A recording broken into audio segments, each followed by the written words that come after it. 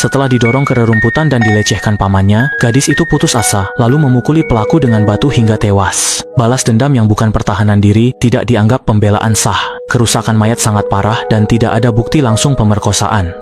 Pengadilan akhirnya memutuskan bahwa gadis itu adalah pelaku kekerasan. Di ruang sidang, sang ibu yang bisu menangis pilu hingga hati terasa tercabik-cabik. Dia tidak mengerti mengapa putrinya yang begitu penurut, tiba-tiba dalam semalam berubah menjadi pembunuh yang dibenci banyak orang. Namun yang paling tidak bisa dia terima adalah korban sebenarnya. Jelas-jelas itu adalah putrinya, tapi tetap saja harus mengalami penderitaan di penjara. Baru beberapa hari lalu, putrinya Yunying masih remaja berprestasi dan baik. Meski ibu dan anak ini saling bergantung dan hidup sulit, mereka tetap bersama dan merasa puas dengan hidup mereka. Karena tidak bisa bicara, sang ibu selalu merasa akan mempermalukan putrinya, tapi Yunying setiap hari dengan sabar memberi semangat dan mengajarinya bahasa isyarat. Awalnya mereka pikir hidup sederhana ini akan terus berjalan, sampai suatu hari mereka pergi. Saat ibunya menjemput di pabrik tempat ia bekerja, pemilik pabrik itu menghancurkan kebahagiaan mereka. Karena penampilan Yunying yang menarik, ini juga membuat bos mesum itu diam-diam menyimpan niat buruk. Parahnya, besoknya saat masuk kerja, dia bahkan mengajukan permintaan yang agak tidak tahu malu kepada ibu Yunying secara langsung. Ketidaktahuan dan kesembronoan pihak lain membuat sang ibu sangat marah. Lalu YR Guang memukul wajahnya dengan keras. Dia marah dan memperingatkan agar tidak melakukannya. Ia bercanda soal putrinya. Tak tahu itu justru memicu kepala pabrik. Sore itu, dia mencari tahu di mana Yunying bekerja paruh waktu. Secara lahiriah dia tampak ramah dan peduli. Namun sebenarnya dia ingin mencari tahu jam pulang kerja Yunying. Sosoknya sibuk di balik bar. Gaun ketat dan kaki jenjangnya membangkitkan nafsu kepala pabrik. Malam itu, saat Yunying pulang kerja, kepala pabrik sudah menunggunya di jalan mendekatinya. Ketika Yunying sadar, dia mendapati dirinya dengan pakaian tidak rapi dan menjadi korban pelecehan. Di sampingnya ada kepala pabrik seperti binatang itu, yang masih belum puas meneliti tubuh Yunying.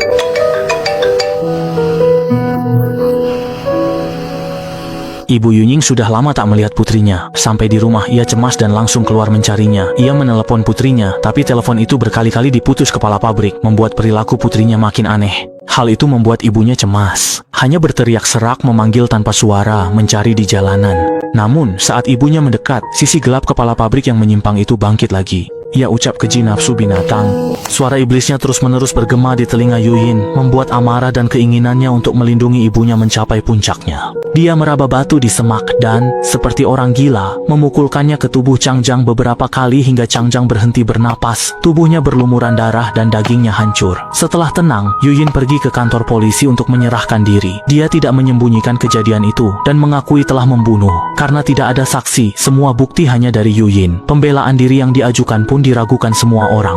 Akhirnya, pengadilan memutuskan bukti yang ada tidak cukup untuk menetapkan pembelaan diri dan menyatakan Yuyin sengaja membunuh karena emosi, lalu menjatuhkan hukuman penjara 5 tahun. Ketika ibunya tahu putrinya dihukum lewat pesan yang diketik orang lain, keputusasaan langsung memenuhi ruangan. Ia tak mampu mengungkapkan perasaannya dengan kata-kata. Saat itu, selain menanggung sakit hati, ia benar-benar tak bisa berbuat apa-apa. Tak lama kemudian, Yuyin dipindahkan ke penjara. Tali lampu membelenggu dan gembok besi terkunci rapat, seolah mengumumkan kehidupan Yuyin yang akan kehilangan kebebasan mulai sekarang di sini. Ia diberi label nomor 2000-7, lalu dibawa ke sel tahanan waktu. Pada hari pertama Yuyin masuk penjara, ia langsung dipukuli Meijing. Karena Meijing punya masalah pengendalian emosi, tahanan lain pun sudah terbiasa. Mereka hanya membantu mengoleskan salep pada Yuyin dan memperingatkannya agar tidak terlalu dekat dengan Meijing. Malam itu, Yuyin berbaring di sel asing ini. Air mata kerinduannya pada sang ibu mengalir deras tanpa henti. Andai saja bukan karena kejadian ini, mungkin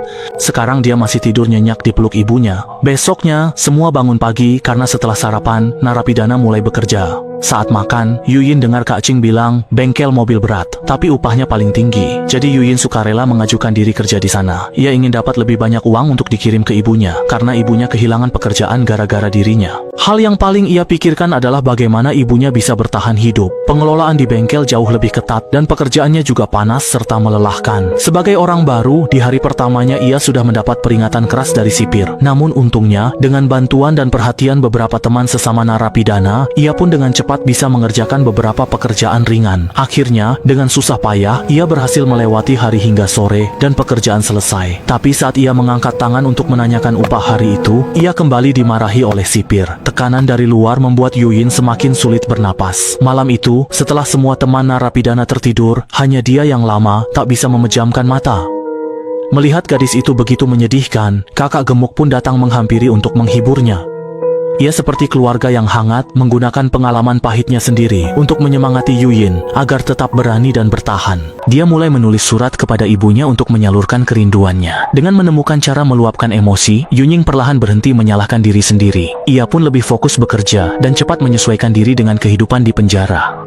Sementara itu, yang lebih menderita daripada Yunying adalah ibunya. Setiap hari ia merindukan putrinya sendirian.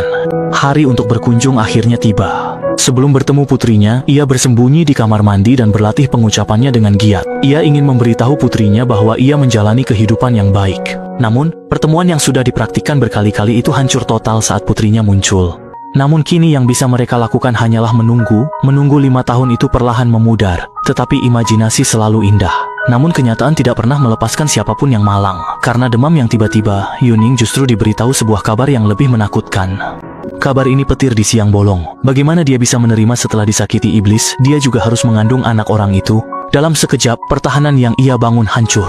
Tak mampu menerima kenyataan, ia berlari ke gerbang penjara. Kini, ia hanya ingin pulang, bertemu ibunya. Karena mencoba melarikan diri, Yunying yang putus asa dikurung di ruang isolasi. Untuk mencegahnya melukai diri, tangannya diborgol. Karena di penjara atas kasus penganiayaan, hukum melarangnya menggugurkan kandungan, jadi ia harus melahirkan anak itu. Beberapa hari kemudian, saat kakak gemuk menjemputnya, pemandangan di sana semakin membuat iba. Perut Yunying penuh bekas cakaran. Dia tidak ingin melahirkan anak dari iblis itu. Pengalaman Yunying membuat teman sekamarnya bersimpati. Mereka berusaha menghangatkannya, tapi sejak keluar dari isolasi, Yunying tidak mendekat atau menerima ibunya. Ibunya sering ditolak di luar pintu dan merasakan penderitaan putrinya. Mereka tetap berusaha menghangatkannya. Sekarang mereka di dua dunia berbeda, meski khawatir, tetap tak berdaya.